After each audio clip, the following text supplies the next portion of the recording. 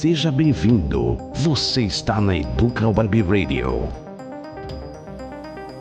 Fala galera, passando aqui para convidar vocês para conhecerem a Educa Web Radio. A Educa é uma rádio sensacional com uma programação incrível, além de muita informação de qualidade.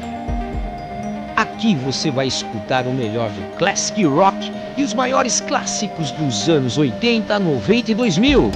Dá uma olhada em nosso site para acompanhar a nossa programação. Além disso, temos uma novidade.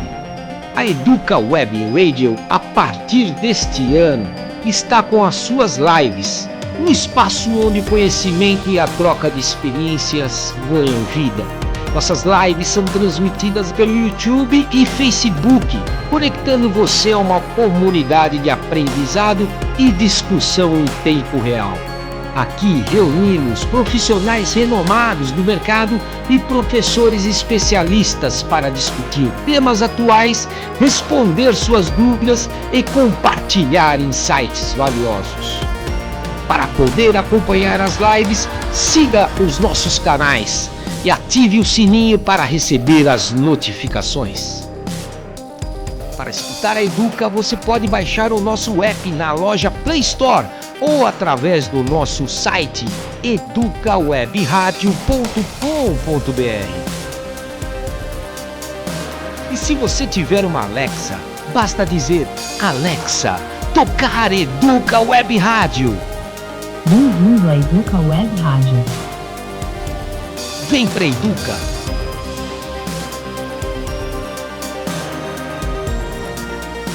Olá pessoal, sejam muito bem-vindos a mais uma live da Educa Web Rádio. Hoje nós temos aqui a presença de um amigo, de um profissional, de um colega muito competente para a gente poder falar um pouquinho de Imposto de Renda 2025. Sim, senhoras e senhores, hoje nós vamos tirar todas as possíveis dúvidas que vocês possam ter inerentes ao imposto de renda deste ano. Professor Murilo, seja muito bem-vindo aqui à Educa. Para nós é uma grata satisfação tê-lo aqui conosco para a gente poder conversar com os nossos ouvintes, tirar dúvidas, e inquietações que o imposto de renda todo ano traz para nós, Murilo? Fulvio, obrigado pelo convite, é um prazer estar aqui com você, com seus ouvintes, para falar sobre esse tema que parece que é espinhoso, mas vamos deixar ele mais macio. Boa. Pessoal, antes da gente começar, deixa eu apresentar o professor Murilo José Torelli Pinto. O professor Murilo, pessoal, ele é graduado em Ciências Contábeis, ele é mestre em Controladoria e Contabilidade, ele é doutor em Controladoria e Finanças Empresariais. Além disso, além de toda essa formação que ele já tem, ele é consultor, ele é auditor, ele é professor e pesquisador na Universidade Presbiteriana Mackenzie. Além disso, ele você dá aula, Murilo, tanto na graduação quanto na pós-graduação. Então, Murilo, mais uma vez, muito obrigado pela tua presença. E sem mais delongas, o objetivo desta live é que nós falarmos um pouquinho sobre o imposto de renda. Embora muitas pessoas já tenham ouvido falar de imposto de renda e até tentem preencher a declaração por conta própria, ainda há uma grande quantidade de dúvidas que podem levar ao pagamento de multas ou até mesmo a cair na famosa malha fina ou outros transtornos futuros junto à Receita Federal.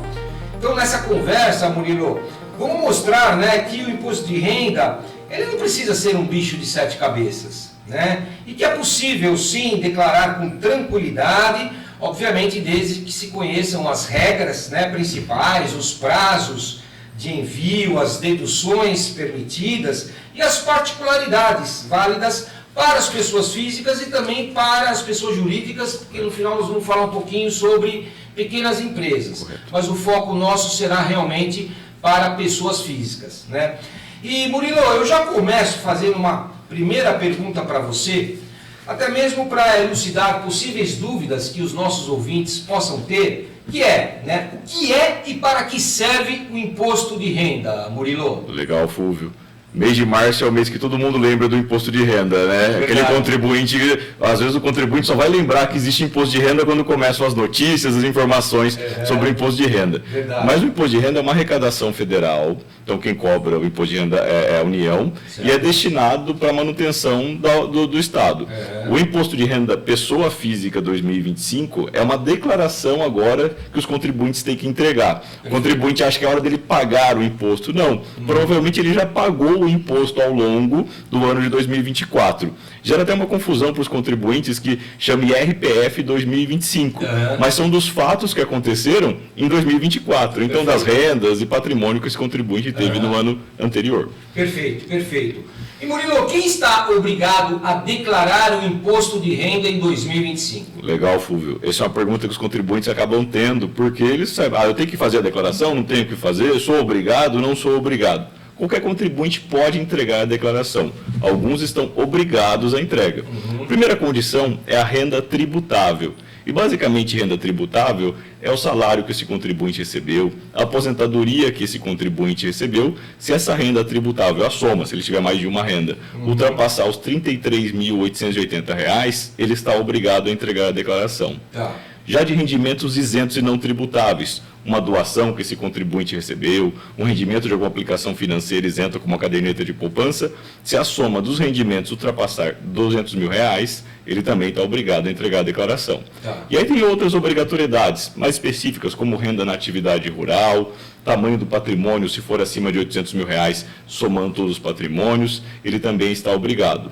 Renda variável, obriga o contribuinte a fazer a declaração. Então, vale a pena a minha sugestão. A principal regra é os 33.880 de renda tributável. Mas o contribuinte pode buscar isso em notícias ou mesmo na instrução normativa que a Receita Federal publica todo ano, que tem o rol de obrigatoriedades para a entrega da declaração. Legal, legal. E Murilo, muitos que vão nos ouvir, né, estão assistindo e vão nos ouvir posteriormente, talvez ele tenha uma pequena empresa, ou uma MEI, ou uma microempresa. São declarações independentes, correto? Correto, Fúvio. Então ele vai fazer uma declaração para ele enquanto pessoa física e uma outra para a empresa, correto? É comum essa mistura patrimonial entre o microempreendedor e a pessoa física dele, mas são números diferentes até, porque na pessoa física ele tem o CPF e na pessoa jurídica ele tem o CNPJ. Perfeito. Então ele tem obrigações distintas, obrigações com a pessoa física. Perfeito. E obrigações com a pessoa jurídica. Então agora, nesse momento, é a obrigação com a pessoa física, com o CPF dele. Perfeito, perfeito. O prazo para a pessoa jurídica é outro, certo, Murilo? Outro, e dependendo da característica da pessoa jurídica, são prazos até diferentes. Então se ele for lucro real, ele tem algumas obrigatoriedades, se ele for lucro presumido, outras, se ele for simples, são outras, e se ele for MEI, que é um desdobramento do simples, o prazo também é outro. Então, mas agora esse prazo do IRPF, da declaração, é para o CPF. Perfeito. Agora, ele tem que ficar atento, porque os rendimentos que ele teve enquanto empresário, vamos falar assim, tem que ser colocados dentro do imposto de renda da pessoa física dele, correto? Porque é um ganho que ele tem. Vamos imaginar uma situação assim, Murilo. Ele tem a empresa dele, pequenininha, mas ele também presta outros serviços, podendo ser até um CLT, né? Então ele tem aí duas fontes de renda. Essas duas fontes de renda têm que aparecer no imposto de renda dele, correto? Perfeito, Fúvio. A empresa desse pequeno empresário vai distribuir para ele ou o lucro que a empresa teve, ou o prolabore, que é o salário que ele tem se ele for o sócio da empresa, que ele por trabalhar na empresa. E junto com o lucro recebido ou o prolabore recebido, ele também trabalhando fora, ele vai ter que indicar a renda que ele teve do trabalho. Perfeito. Isso tudo deve ser declarado na declaração do imposto de renda pessoa física. Perfeito. E Murilo, uma dúvida que talvez possa surgir para os nossos ouvintes, né? Esse valor que ele recebe como prolabore, ele é tributado? Esse prolabore é salário. Igual o salário CLT trabalhando numa empresa, é salário que ele recebeu como trabalhador da empresa dele. Agora, tem uma situação que, dependendo do caso, dá para colocar como ganhos, como que chama, Murilo? Distribuição de resultados. Distribuição de resultados. Perfeito. E aí não é tributável. Perfeito. A distribuição de resultados, distribuição de lucros, ou se for numa SA, a gente chama de distribuição de dividendos, Perfeito. que são todos a mesma lógica. A empresa teve lucro, está distribuindo lucro. Essa distribuição de lucro, por enquanto, no Brasil, é isenta e não tributável para imposto de renda. Legal, legal, legal. E Murilo, uma outra dúvida que muitos ouvintes, né, muitas pessoas têm. Quais são os prazos para declaração e as penalidades, caso ele não cumpra com o prazo? Fulvio, esse é um ponto importante. O brasileiro sempre deixa para a última hora e ele vai deixar para o prazo final. Neste ano de 2025, o prazo final é 30 de maio. Aumentou um pouquinho, né? Não, diminuiu até, porque o ano passado foi 31 de maio. Esse ano foi para o dia 30. E o pior, o ano passado começou no dia 15 de março e esse ano começou no dia 17 de março. Então comemos alguns dias na entrada e outros dias na saída. Se o contribuinte não entregar a declaração no prazo e ele tiver tributo a restituir, ele tem uma multa de R$ 165.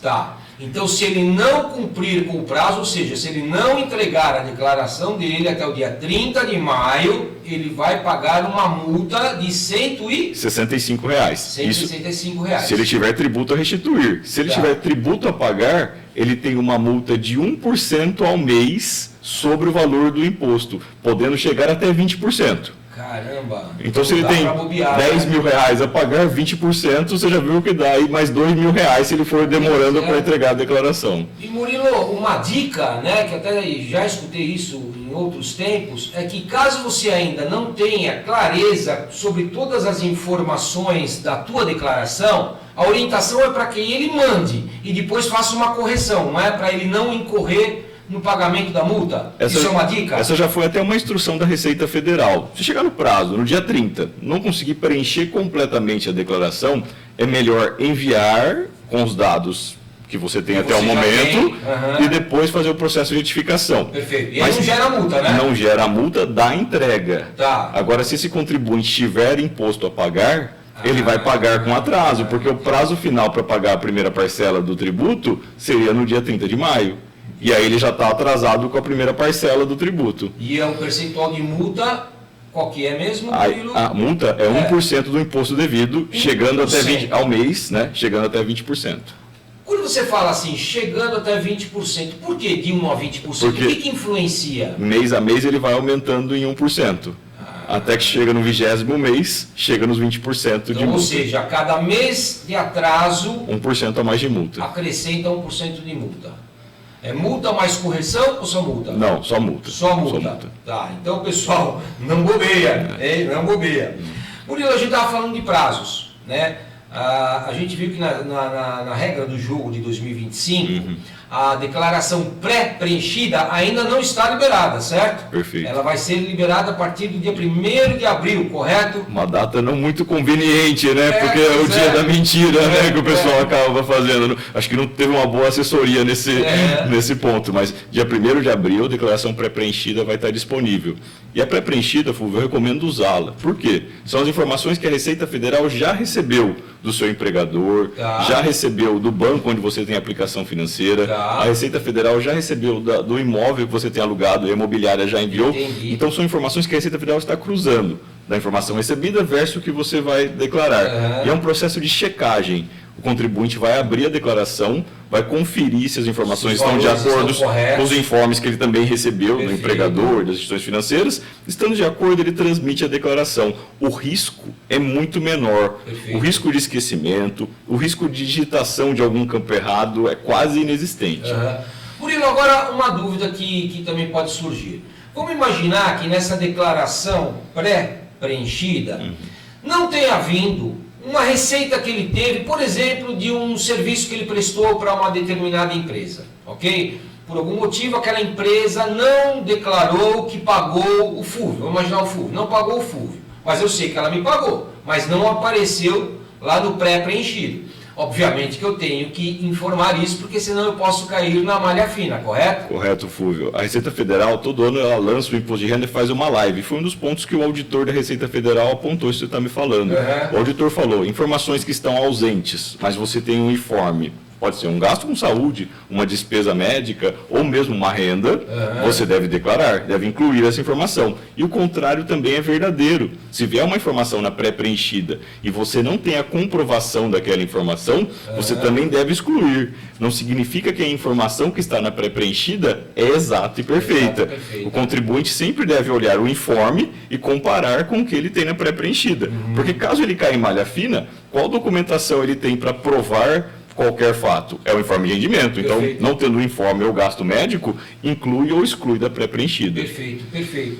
E Murilo, quando a gente fala de pré-preenchido, as informações relativas ao ano anterior, ou seja, né, a última declaração que nós fizemos, ela vem também dentro disso? Sim, os bens, não as rendas, porque as rendas não são da última declaração, são a renda daquele ano, mas os bens e direitos já vem completinho o preenchimento. Então facilita bastante, né, a vida do contribuinte. Muito. Antigamente a pré-preenchida só era com certificado digital, aquele que você tinha que ir lá numa certificadora, tirar e tinha um ônus. Hoje, com a sua conta gov.br, nos níveis de autenticação ouro ou prata, você já consegue ter a pré-preenchida. E não é muito difícil o contribuinte alcançar o nível ouro ou prata no gov.br. Rapidamente, quando ele informa um banco, ele informa um título de eleitor, ele já sobe de nível e pega a pré-preenchida. Perfeito. Até o dia 1º de abril, qual que é a minha sugestão que eu dou para os contribuintes? Já organize seu Gov, já entra na conta gov.br e verifique qual nível você já está, já vai atualizando o nível do Gov, para a hora que chegar o dia 1º de abril já ter a pré-preenchida pronta. Perfeito. Murilo, uma outra dúvida, né?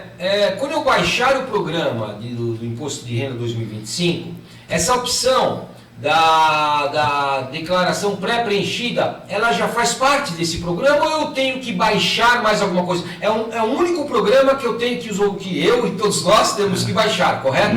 Evoluiu. No passado era um único programa, só dava para fazer pelo computador. Hoje o processo é bem mais amplo. O contribuinte pode fazer pelo aplicativo do celular. Que não está disponível ainda, correto? O aplicativo logo já vai estar disponível. Nos próximos dias ele já vai estar disponível. Provavelmente no dia da live os contribuintes já vão conseguir acessar. Legal.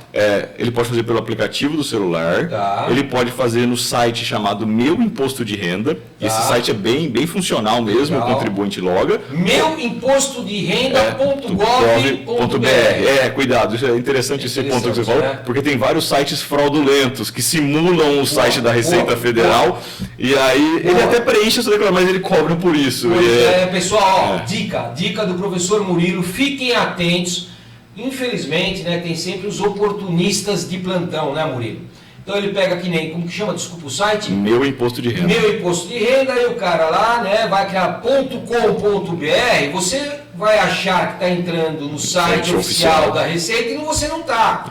É muito parecido, ele faz dessa forma justamente para poder te confundir. Aí você acaba fazendo por lá e no final ele te gera uma cobrança, porque é um serviço.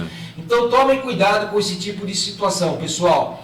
E Murilo, a gente sabe, né, que o ideal são as pessoas irem acumulando os documentos de recebimento, né, ao longo do ano, antes da virada do ano, para que quando chegar o período de realizar o imposto de renda, ele tenha um controle maior, né, sobre aquilo que ele precisa declarar. Mas, efetivamente, quais são os documentos e informações que são essenciais para a gente poder declarar o imposto de renda? Foi um ponto importante que você falou. O imposto de renda não começa em março. O imposto de renda começa em janeiro do ano passado, ou já começou em janeiro do ano passado. O contribuinte deve guardar todos os gastos que ele tem que são dedutíveis. E, basicamente, são 2 gastos dedutíveis que o contribuinte tem que se organizar. Gastos com saúde e gastos com educação. Esses 2 gastos, o contribuinte, cada vez que ele vai no médico e pagou a consulta, fez um procedimento médico, teve que pagar por esse procedimento, ele tem que guardar esses informes. Por quê? Em março, ele vai precisar conferir se já está na declaração ou incluir na declaração. Os outros informes, por exemplo, de renda do trabalho, a empresa envia para ele. Perfeito. Informe do banco, quando ele tem aplicações financeiras ou saldo na conta corrente, o banco, lá no dia 28 de fevereiro, vai enviar para ele. Então, isso ele não tem que se preocupar muito. Outra coisa que o contribuinte, e aí um perfil específico que tem que se organizar, são com as operações de renda variável, operações em bolsa.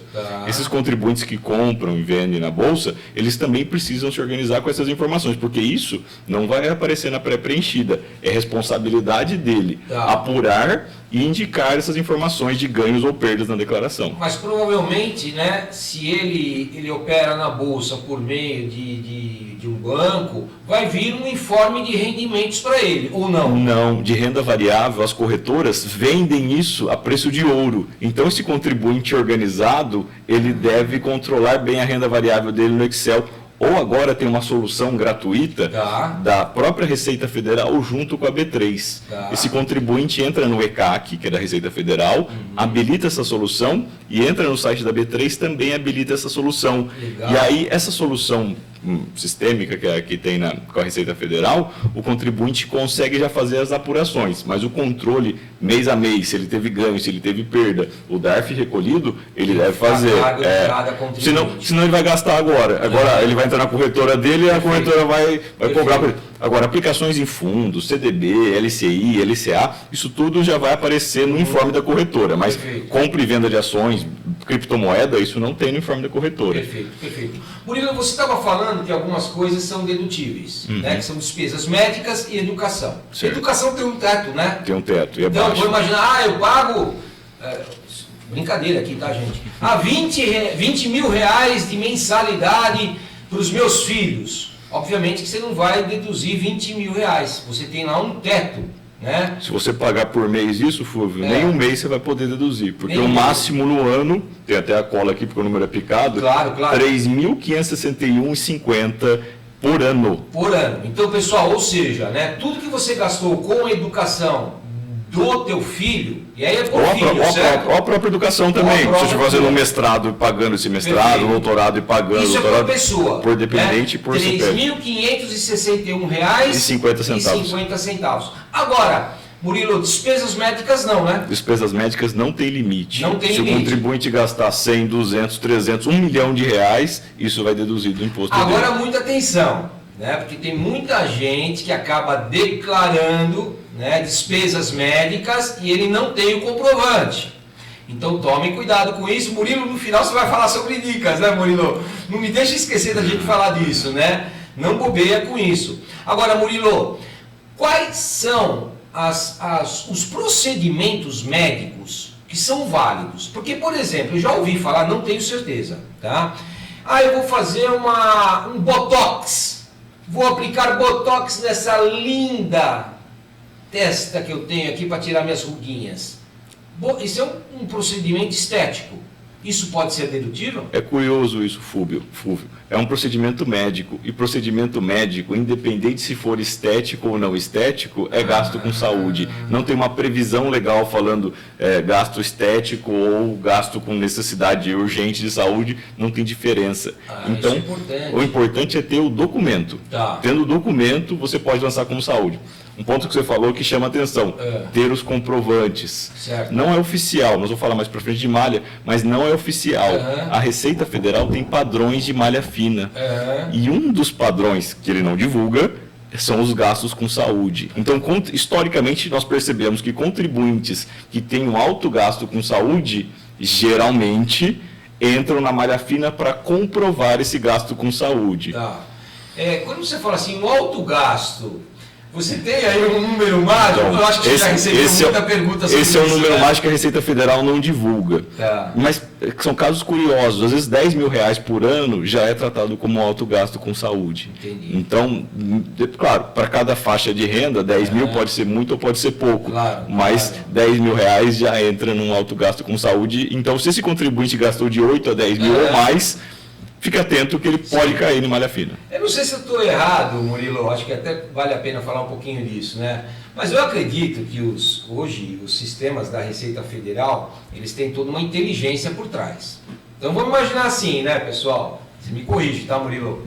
O Fulvio declarou aí nos últimos anos nada inerente à despesa médica. Aí de repente chega lá um indicativo, o Fúvio gastou 40 mil reais. O Fúvio de São Paulo gastou no médico lá do Mato Grosso do Sul. Por exemplo, isso chama atenção. Então, provavelmente, isso vai sair um sinalzinho de alerta lá. Alguma coisa vai acontecer, né? Fúvio, outro dia eu estava falando com o pessoal lá do Mackenzie sobre isso. Antigamente, a declaração do imposto de renda era em papel. Você preenchia e mandava pelo correio. E depois disquete. E depois disquete. Mas isso dependia de um fiscal pegar aquele monte de papel e por amostragem. Era impossível olhar todas as declarações. Ele sorteava algumas declarações ali e olhava. Hoje, você manda ela digital. Sim. Quem olha não é o fiscal. Quem olha é o sistema. O sistema chama Arpia e o supercomputador chama T-Rex. Olha só. Olha os nomes sugestivos, né? Caramba. Então, concordo. Esse computador e esse sistema têm capacidade de avaliar fatos atípicos na sua declaração e, consequentemente, te chamar para malha. Malha fina não significa declaração errada. Perfeito. Pode ser também, mas ser. Pode ser uma malha de checagem. É algo que chamou a atenção e a Receita, emitiu um alerta e vai te chamar para que você possa justificar aquelas despesas lá que você está falando, né? Curioso ainda no ponto das deduções de gastos, um gasto que os contribuintes usam como planejamento tributário é a previdência. O contribuinte pode gastar com a PGBL. Existem dois modelos de previdência, o VGBL e o PGBL. O contribuinte até 12% da renda tributável dele, ele pode aplicar em PGBL. E esse gasto vai abater da renda dele e, consequentemente, vai ter mais restituição de imposto. Então, é um planejamento que os contribuintes podem fazer. Atenção ao ponto. Lá para frente, alguns anos mais para frente, quando esse contribuinte for resgatar essa PGBL, ele vai pagar o imposto de renda sobre os juros e sobre o valor principal que ele também aplicou. Então, ou seja, ele só está adiando a conta. Postergando. Mas hoje, por exemplo, se o seu salário é mais alto, você tem um imposto de renda alto, você pode planejar isso. Quem sabe mais para frente você vai estar aposentado com um salário menor e aí você resgata num período mais diluído, dá para planejar. Agora, Murilo, isso para PGBL. VGBL não. VGBL declara em bens e direitos. Perfeito. Murilo, quais deduções que podem ser feitas além de médico e educação? Há mais alguma? Só para a gente deixar isso muito bem claro. A previdência e os dependentes. Os dependentes, apesar de não aparecer especificamente na ficha de pagamentos efetuados, cada vez que você lançar um dependente, ele vai deduzir para você no valor de R$ 2.275. Então, 275. 275 é barato ter um dependente na visão da Receita Federal, né? 2.275. Infelizmente, isso não está atualizado faz tempo, né? Já tem alguns anos. Né? Ok.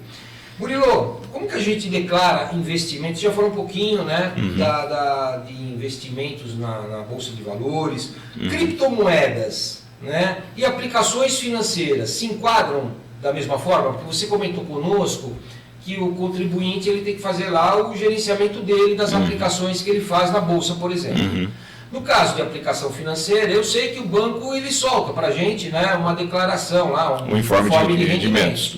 E no caso de criptomoedas? Criptomoedas é muito similar com a renda variável de ações. Esse contribuinte tem que controlar muito bem as compras que ele fez, e aí o saldo que ele vai ter em 31 de dezembro de 2024, e as vendas, ele tem que realizar o ganho de capital. Tem um programa específico para esse contribuinte, caso ele tenha vendido por um valor superior ao de compra, para ele poder apurar e pagar o ganho de capital. E também declarar esse ganho na declaração. Perfeito. Isso é um problema hoje para os contribuintes, porque muitos contribuintes têm operações, e as criptomoedas nem são no Brasil, às vezes, são em operações externas, né, no exterior. Fato. E aí o contribuinte não tem acesso às informações completas e talvez não se organize muito. Então, é o que eu falo, né? Dependendo do tipo de aplicação, é para o perfil do contribuinte. Aquele contribuinte mais amador, menos organizado, não tenta entrar em operações muito complexas, porque às vezes ele vai perder dinheiro na aplicação e vai ter uma dor de cabeça com a Receita Federal depois também. Perfeito.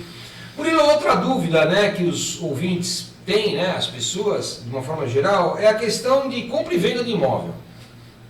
Eu sei que tem algumas particularidades quando você, por exemplo, vendeu um imóvel, então em determinado X tempo, né, você pode aí comprar um e não... Bom, enfim, deixa contigo que você que manja do assunto. Explica para quem comprou um imóvel, como que ele declara isso, e para quem vendeu um imóvel. Perfeito, Fulvio. Vamos lá, o primeiro passo então para quem comprou. Para quem comprou, ele vai indicar em bens e direitos. Tá. E aí vamos fazer duas formas de compra. À vista, e ele vai declarar exatamente o valor que ele pagou por esse imóvel, no valor à vista, ou ele pode ter comprado financiado, que é muito comum também, um valor alto, ninguém às vezes consegue comprar à vista, poucas pessoas conseguem comprar à vista. Isso não vai vir na declaração pré-preenchida. Não, isso é preenchimento manual. Manual, né? Manual. Tá. E aí, esse contribuinte que comprou financiado esse imóvel, ele vai indicando o valor das parcelas nos bens e direitos. Então, se ele pagou 10 parcelas, vai multiplicar as 10 parcelas pelo valor da parcela, é isso que ele vai colocar em bens e direitos. Ano a ano ele vai atualizando com base nas parcelas pagas. Perfeito. Os contribuintes erram nessa parte, Fúvio, porque eles colocam o valor cheio do imóvel e indicam em dívidas de ônus reais. Financiamento não é dívida. Dívida é empréstimo, é consignado que você pegou no banco. Financiamento de um bem, pode ser um veículo ou um imóvel, você vai indicar nos bens e direitos, vai indicar que aquele veículo ou aquele imóvel é financiado e vai no valor dos bens e direitos somando as parcelas ano a ano. Legal. Agora, a segunda parte que você falou, aquele contribuinte já tem um imóvel, vendeu o imóvel. Se ele vender por um valor abaixo de compra. Não é um mundo ideal, mas pode acontecer. Ele teve uma perda de capital, não tem problema com o imposto. Perder, a Receita Federal não fica preocupada com você, não. Ou seja, se ele vendeu abaixo do valor venal... Abaixo do valor de compra. O valor venal não é usado para imposto de renda. É sempre custo histórico no imposto de renda. Então, quanto que ele pagou versus... Lá atrás. E se ele não tiver esse valor? Vamos imaginar que é um imóvel de herança. O imóvel de herança veio por imposto de renda dele na transferência da herança. Aí sim ele vai ter um valor na declaração do imposto de renda. E aquele vai ser o valor de referência de compra. Então, se ele vendeu abaixo desse valor, ele não paga sem nada. Problema. Se ele, vamos imaginar, ele comprou o imóvel lá por R$100 e vendeu agora por R$200. Teve um ganho de 100. Teve um ganho de 100. O que ele vai fazer? Antes da declaração do imposto de renda, no mês que ele realizou essa venda, ele vai baixar um programa chamado GCAP, que é o Programa do Ganho de Capital. E esse programa é offline, então o contribuinte não tem preocupação de simular nesse programa. Esse programa ele vai indicar da onde veio o imóvel, então a origem do imóvel que ele tem, e a venda, a forma como ele vendeu. Se ele vendeu à vista, se ele vendeu parcelado, quando vai receber as parcelas, tudo isso nesse GCAP. E aí o GCAP já vai apurar o ganho de capital. Certo. E dentro do GCAP mesmo, esse programa de apuração do ganho de capital, o contribuinte já pode se aproveitar de alguns benefícios. E o mais tradicional dos benefícios é esse que você falou, se comprar outro imóvel, não tiver feito nenhuma dessas operações, e comprar outro imóvel no período de 180 dias. 180 dias. Com valor. Mas nos últimos 5 anos, você não pode ter realizado essa estratégia já. É a primeira estratégia que você está realizando nesses últimos 5 anos. Então, se nos últimos 5 anos você não usou um ganho de capital para comprar outro imóvel, você pode comprar e você acaba entrando na isenção. Só que às vezes acontece o seguinte, Fúvio, esse contribuinte, ele comprou, ele vendeu o imóvel e não comprou em 180 dias esperando que ia comprar. Aí ele lembrou, poxa, tem que fazer o GCAP então para pagar o ganho de capital. E ele está devendo o ganho de capital com multa e juros. Ai, caramba, você toma cuidado então, com isso. na hora da venda, já é bom ter a certeza se vai pagar o ganho de capital ou se vai comprar outro imóvel, para não ter risco de não comprar outro imóvel e pagar a multa. Murilo, nesse exemplo hipotético que eu dei, né, que ele comprou por 100, vendeu por 200, ele teve um ganho de capital de R$100, qual que é o percentual que ele vai pagar de imposto em cima desses R$100? O percentual padrão é 15% sobre o ganho de capital. Conforme então, vai aumentando, R$15 vai para o governo. Vai para o governo. Conforme ele vai aumentando o valor do ganho, passando de milhões de reais no ganho, vai chegando até 27% esse ganho então de capital. São faixas. Ele é progressivo. É progressivo. Mas tem alguns benefícios. Muitos contribuintes têm imóveis antigos. E aí o próprio programa do GCAP vem fazendo alguns descontos em relação à idade do imóvel. Porque tem vários planos de correção, principalmente nas épocas inflacionárias, então esse imóvel ele acaba fazendo os descontos. E nem sempre dá uns 15% exatos sobre o ganho. Sempre tem uma quedinha sobre isso. Mas o GCAP é bem intuitivo, que ele já faz isso automático para o contribuinte. Não tem o contribuinte pegar a planilha, ficar fazendo tabela de desconto, não. Ele só indica compra, venda e o programa já calcula para ele. Murilo, um outro ponto que eu sempre vejo, né, algumas pessoas fazer é o de inserir despesas de manutenção da casa ao longo do ano. Né? Então, eu fiz uma pequena reforma, eu pintei, gastei com pedreiro, troquei o piso. Tudo isso você pode colocar dentro da tua declaração para que quando você for vender a casa, é isso? Perfeito. O ganho de capital diminua. O ganho de capital diminui em função dessas despesas que você tem. Agora me tira uma dúvida, que pode ser dúvida também dos nossos ouvintes. Como que eu comprovo isso? Porque geralmente pedreiro não dá nota fiscal. Certo? Certo. Eu nunca vi um pedreiro dando nota fiscal.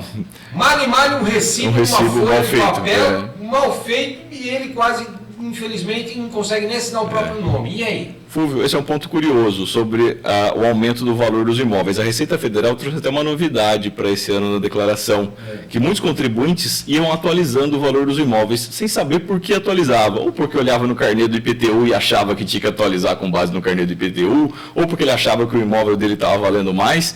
E agora, cada atualização do imóvel nos bens e direitos tem que ser justificada. Não é possível mais mudar o valor do imóvel sem justificativa. E as justificativas? Paguei mais parcelas do financiamento. Outra justificativa? Tive um gasto com reforma.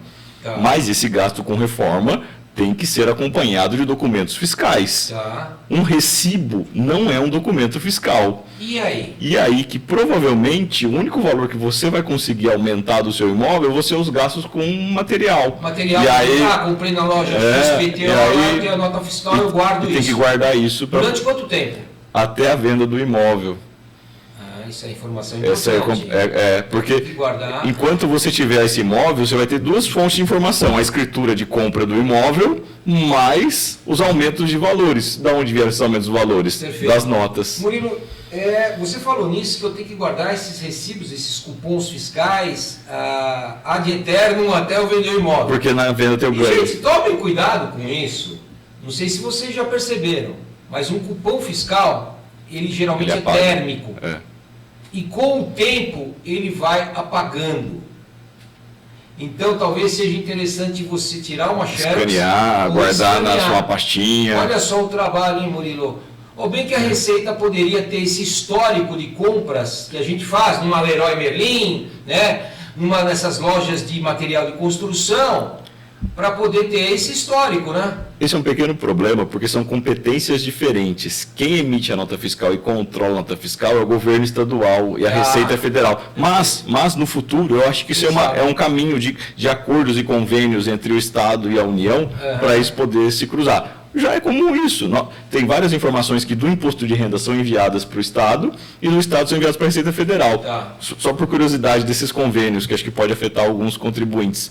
Se você declarou que recebeu uma doação, e doação é isenta de imposto de renda, a Receita Federal conta para o Estado que você recebeu uma doação, porque tem uma tributação de ITCMD. E se você não pagou o ITCMD, o Estado te cobra. Então, tem a parceria entre os entes fiscalizadores. Perfeito, perfeito.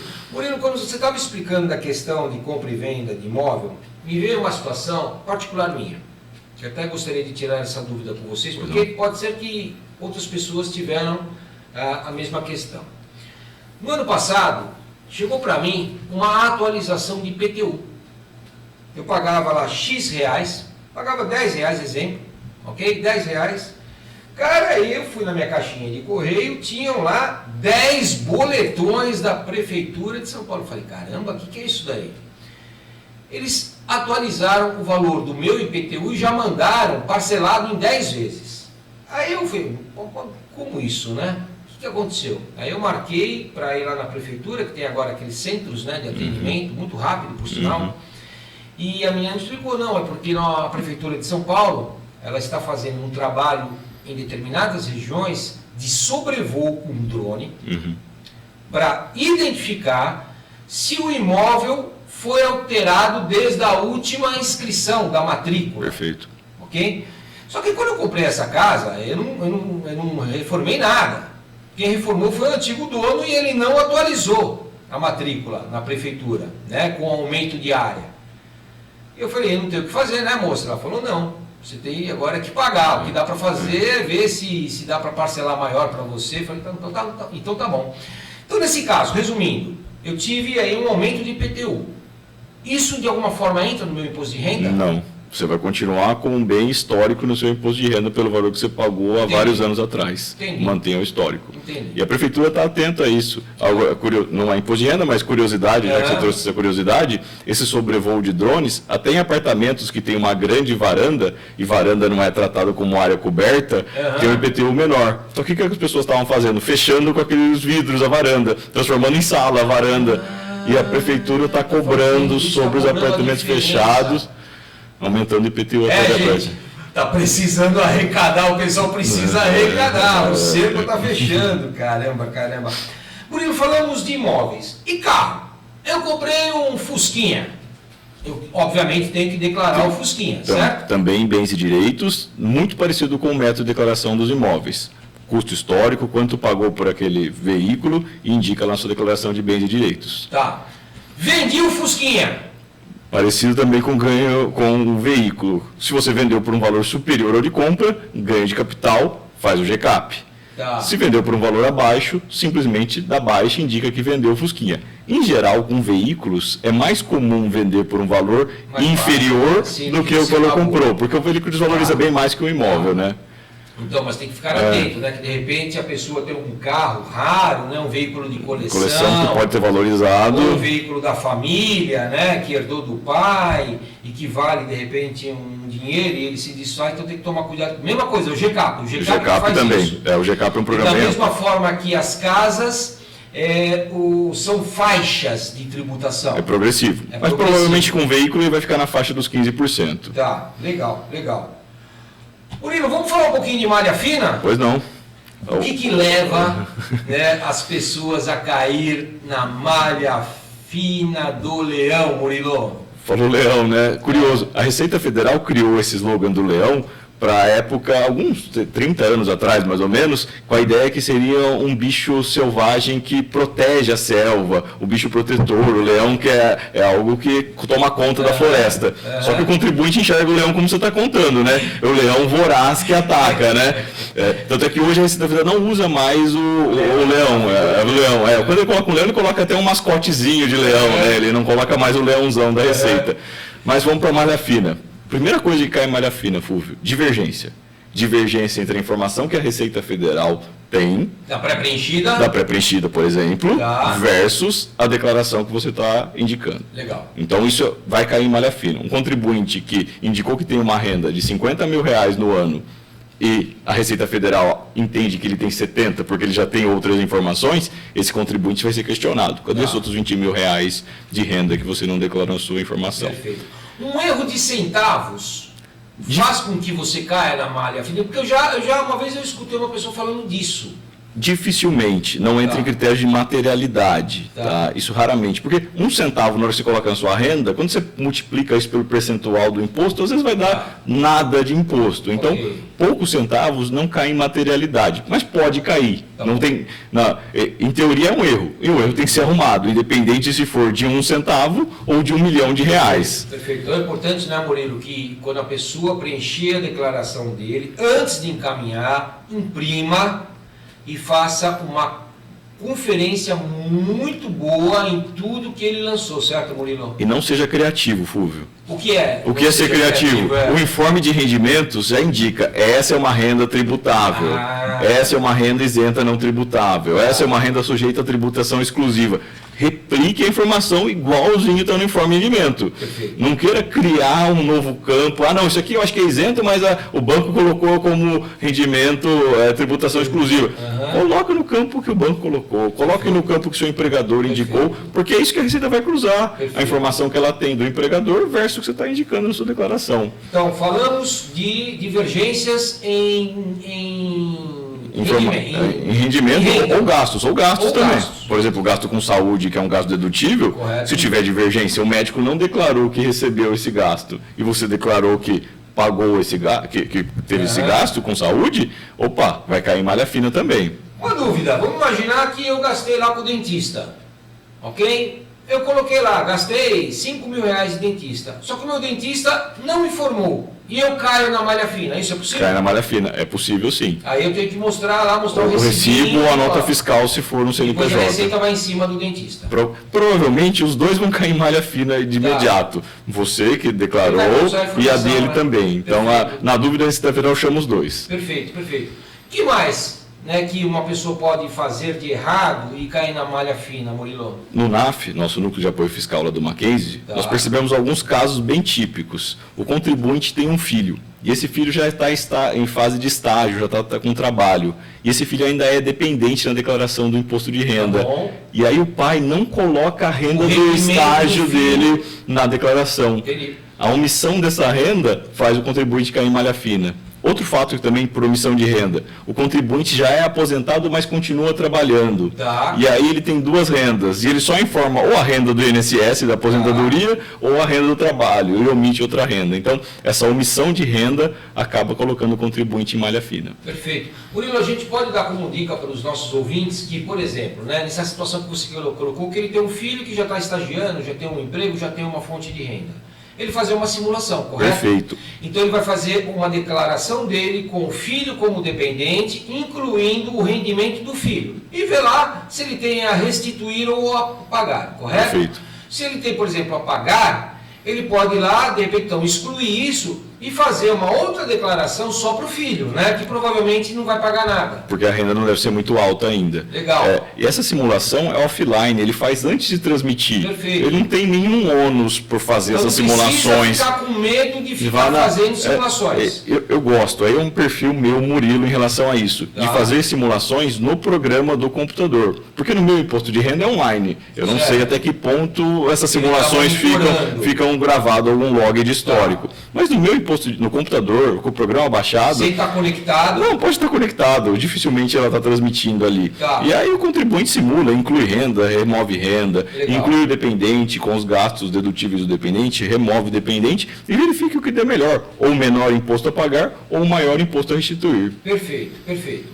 Que mais, Murilo? Mais algum ponto de atenção para não cair na malha fina? A malha fina pode cair, como a gente estava falando, para verificação, então se cair em malha fina, não se preocupe. Isso. Não gere desespero. Boa. Já é algo que às vezes o contribuinte, cair em malha fina, vou ter problema com o imposto. Não. Boa. Verifique o motivo e a melhor coisa para o contribuinte não ter sofrimento é acompanhar a declaração depois de Peraí, entregue. Murilo, só para a gente deixar claro, né? Então, explica direitinho. Eu caí na malha fina. O que eu faço? Então, por isso que é importante, para saber que caiu na malha fina. Como é que o contribuinte sabe que ele caiu na malha fina?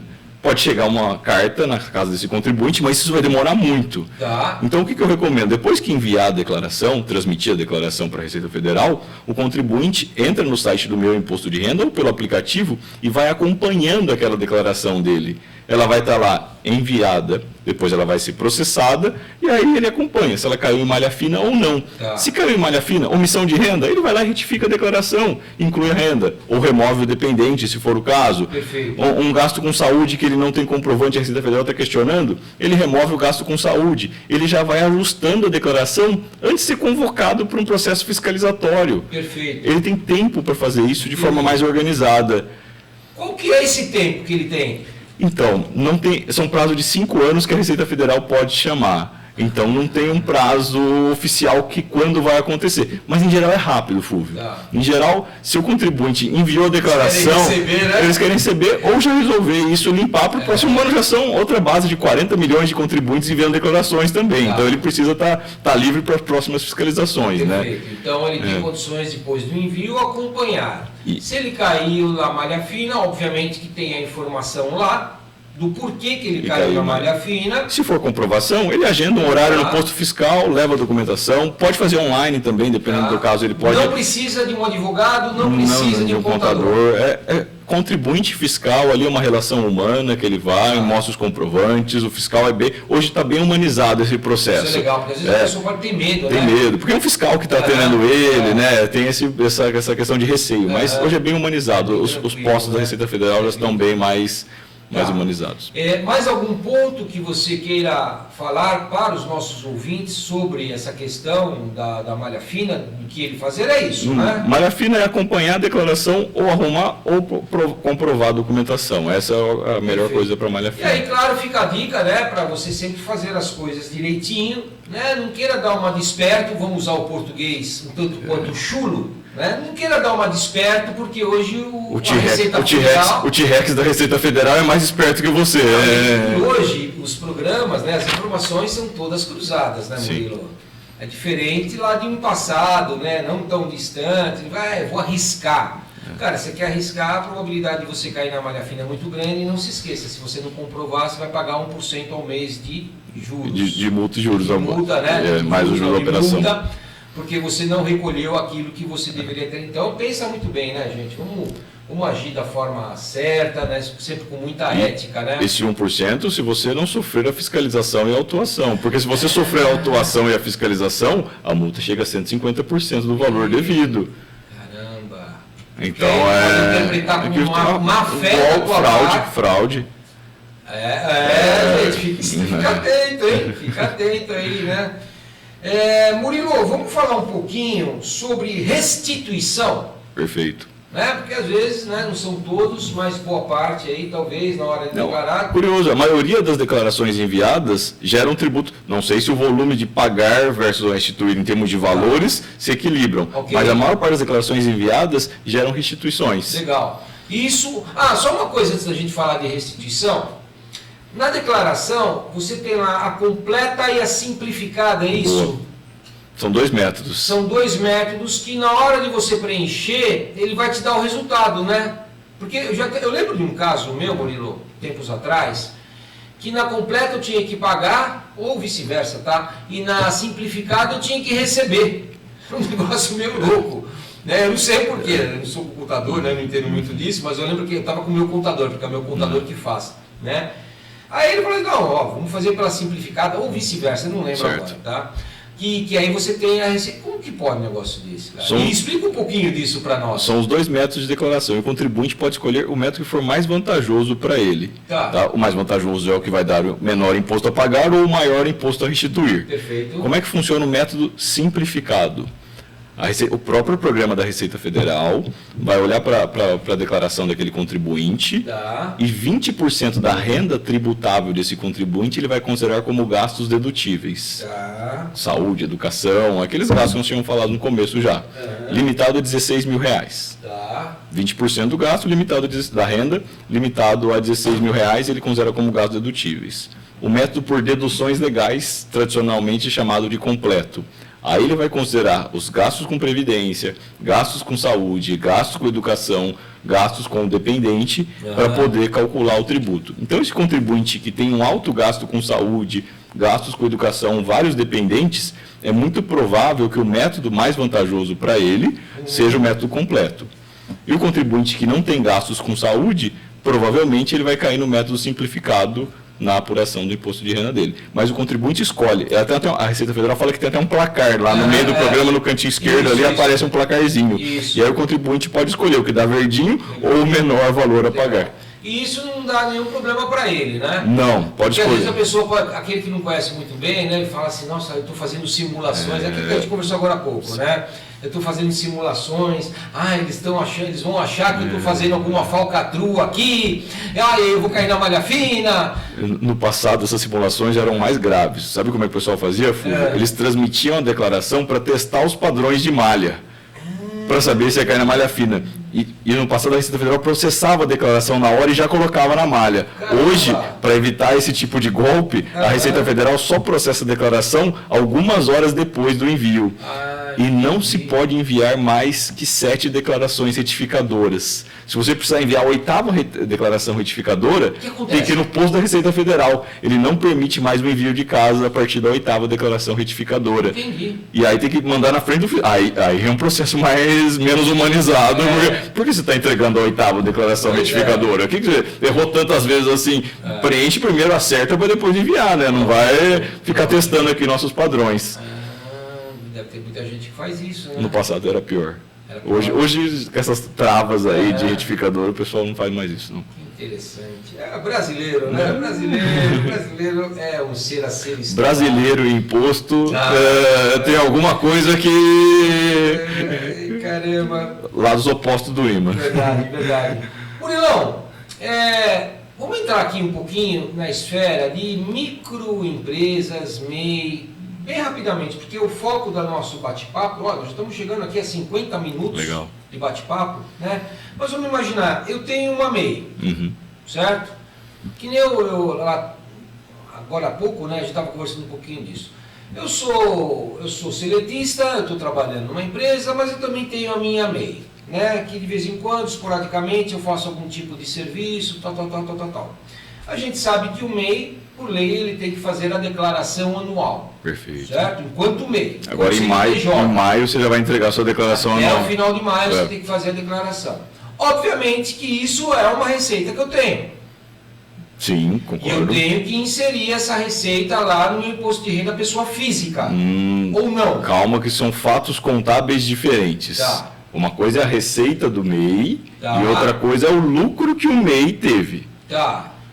O que é a receita do MEI? Todas as vendas que você teve com o seu MEI. Certo. Ou com venda de mercadoria ou com prestação de serviço que você Certo. tem em relação ao seu MEI. Certo. E o resultado que você teve com o MEI, este deve entrar para a pessoa física. Tá. Como que a pessoa apura o resultado? Boa, esse é o problema do MEI. Se a gente olhar no Perguntão, que é o livro de perguntas e respostas da Receita Federal sobre imposto de renda pessoa física, uma das perguntas é sobre o MEI. Tá. Esse resultado deve ser apurado por meio do livro caixa. O que é o livro caixa na visão da Receita Federal sobre isso? Esse MEI deve colocar todos os ganhos que ele teve, todas as vendas que ele teve, Tá. menos todos os gastos na operação. Então ele tem que ter um controle. Custos fixos e custos operacionais. Perfeito. Se ele usou matéria-prima, ele vai colocar. Se ele comprou uma mercadoria para revender, ele vai Luz, colocar. água, tudo proporcional, tudo bonitinho. Mas com documentação fiscal. Tá. Então, às vezes, o MEI é na casa dele. E a conta de luz vem no CPF dele. Isso. Não dá para usar, porque a conta de luz teria que vir no CNPJ. Mas você não pode ratear essa conta de luz? Eu sei que na minha casa, vamos imaginar, minha conta é R$100. Eu sei que antes de abrir o MEI, eu estava gastando 80. E agora eu estou gastando 100. Eu posso considerar que esse 20... Como você vai... Tudo para questões fiscais tem que ter comprovação. Entendi. E você não consegue ter comprovação que esse Entendi. rateio foi por causa do MEI ou foi porque você colocou um ar-condicionado no seu quarto. Entendi. Então, esse lucro que eu tive com a apuração do livro caixa, eu imbuto isso como rendimento tributável. Não, então, Não? se você tiver o livro caixa organizado, mostrando receitas, custos e despesas, este lucro é tratado como rendimento isento. Por isso que é importante ter o livro caixa organizado. Todo o rendimento que eu tenho no meu MEI, eu não sou tributado? Desde que Tem tenha esse esse livro caixa comprovando o lucro que esse rendimento gerou. Entendi. Mas Porque o MEI ele tem R$81 mil, Faturamento certo? máximo. De faturamento. É. Então, obviamente, que ele não tem R$81 mil de lucro. concordo. Certo? Então, vamos imaginar que ele tenha um lucro lá, em média, no mercado, vai 20%, 30% de lucro. Então, nós estamos falando de R$24 mil. Se ele tiver o livro caixa comprovando a receita de 81 no ano, E as menos os despesas. gastos relacionados à atividade, ele consegue lançar esses 24 mil como isento e não tributável. Problema, Fúvio, você é empresário. Quantos MEIs tem organizado o livro caixa que você imagina? Eu acho que... Poucos. Você é um empresário organizado. Poucos MEIs têm o livro caixa organizado. E aí, qual a solução que a Receita Federal dá? Depende muito da atividade. Se for um serviço, por exemplo, serviços genéricos, ele vai pegar 32% da renda do MEI, dos 81 mil, Tá, isso vai ser lançado como isento. tá. E a diferença vai ser tributada. Entendi. Se for um prestador, um comércio, 8% é isento Tá.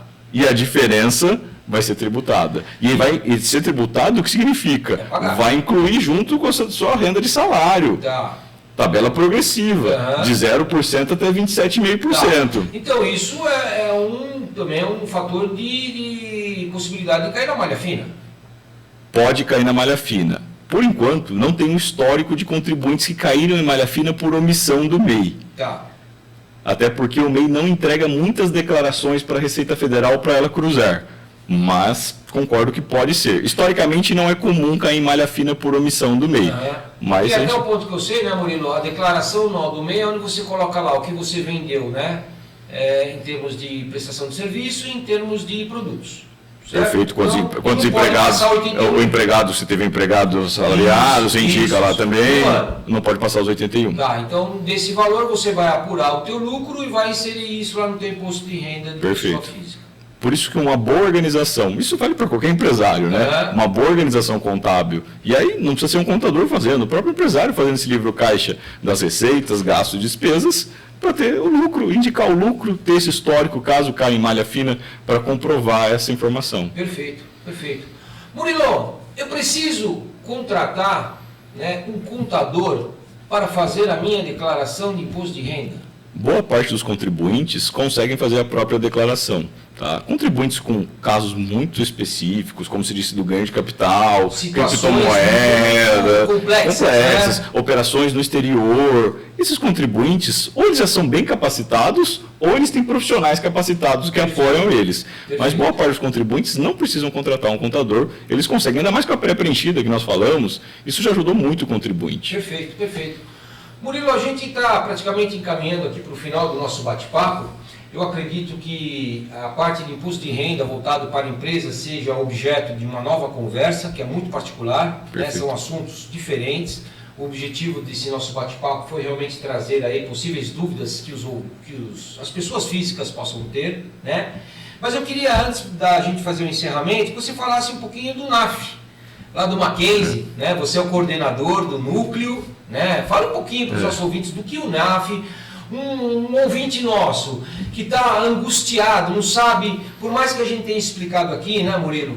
Ele está com medo de fazer a declaração de imposto de renda dele. Ele pode pedir ajuda lá para vocês? Pode, claro. Olha que legal. Explica O um pouquinho NAF, sobre isso. o NAF é o Núcleo de Apoio Fiscal e Contábil. É uma parceria que a Receita Federal tem com várias instituições de ensino, inclusive o Mackenzie. Tá? Qual que é o objetivo do NAF? É atender contribuintes que não têm condições financeiras de pagar um contador e também não têm condições técnicas de ter um computador ou aplicativo no celular. Legal. A ideia do NAF é apoiar o contribuinte. E esse contribuinte de baixa renda, nós vamos fazer a declaração para ele. Tá? Não é um processo só tirar dúvida, é um plantão de dúvidas. Não, é um processo de execução. O contribuinte vai lá e sai com a declaração preenchida mesmo e transmitida. Que legal. Isso é uma questão de cidadania fiscal que a Receita Federal tem. Desde 2011, Fúvio, o Mackenzie já trabalha com essa cidadania fiscal. Na época a gente só chamava de imposto de renda solidário. Na época de março a gente entrava e fazia a declaração dos contribuintes. Depois esse projeto foi evoluindo e agora o ano inteiro nós atendemos por meio do NAF, né, que é a parceria com a Receita Federal. Fica na Rua Maria Antônia. Boa, isso que eu ia falar. Como que as pessoas chegam até o NAF Mackenzie? Na Rua Maria Antônia, número 163. Rua Maria Antônia, pessoal, Maria Antônia é uma travessinha da Consolação, final da Consolação, né? Tem para quem vai de metrô, Higienópolis Mackenzie. Higienópolis Mackenzie, você desce praticamente dentro da Universidade Mackenzie. Então, Rua Maria Antônia, 163. Horário. Das 16 às 18. Das 16 às 18, de segunda a sexta. Recomendação: o contribuinte deve fazer o agendamento. E como é que faz o agendamento? Boa. Joga no Google o IR Mackenzie ou NAF Mackenzie, que ele vai cair no nosso site de agendamento. Seguinte, Murilo, eu vou depois colocar nas redes sociais da Educa. Boa. E também aqui na descrição da nossa live, o endereço, o telefone de contato, o horário de atendimento. Eu acredito, né, não preciso nem perguntar para você, mas é muito importante que quando você fizer o teu agendamento, que você já separe toda a tua documentação. De você levar a tua documentação, porque você já, eu vim fazer meu imposto de renda, tá, me dá aqui o teu informe, não trouxe, não adianta, né?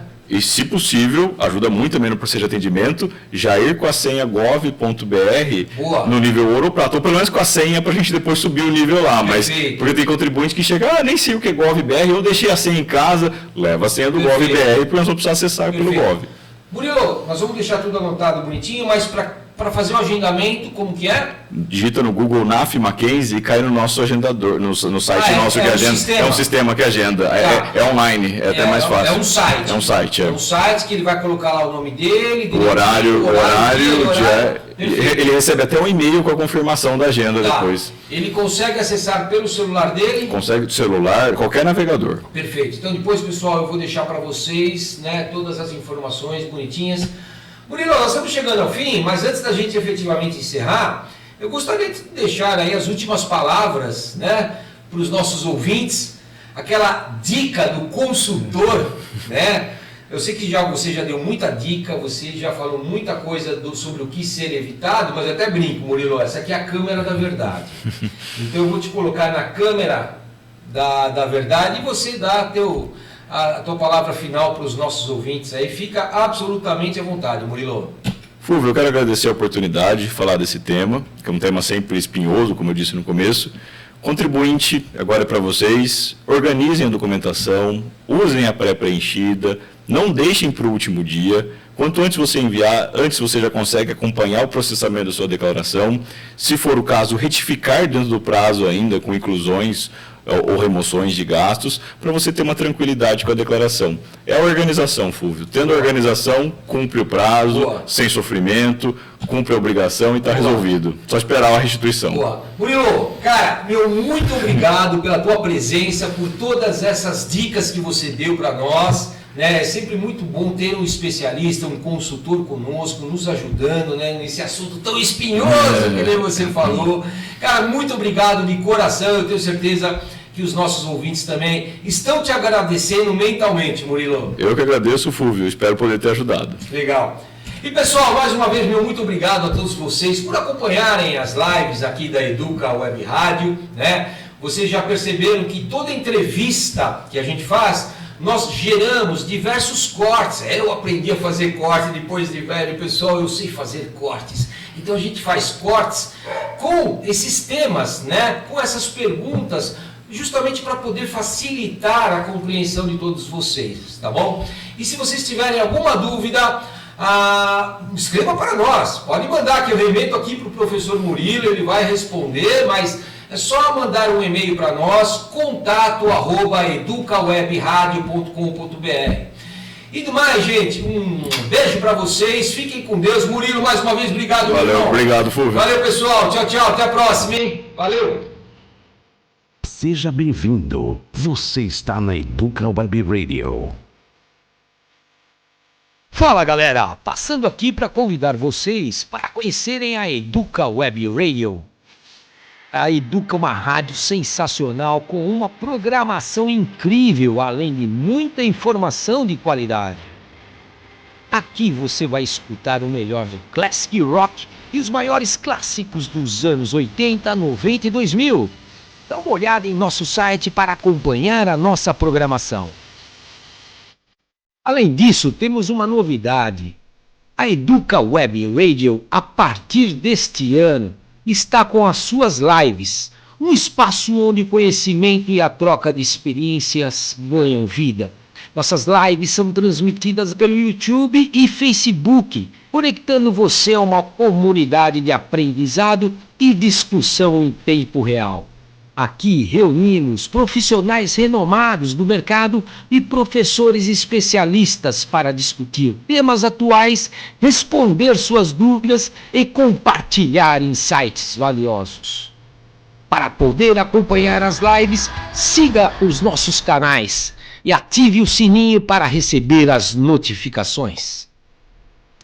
Para escutar a Educa, você pode baixar o nosso app na loja Play Store ou através do nosso site educawebradio.com.br.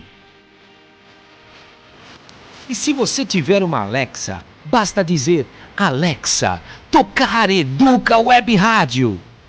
Bem-vindo à Educa Web Rádio. Vem pra Educa!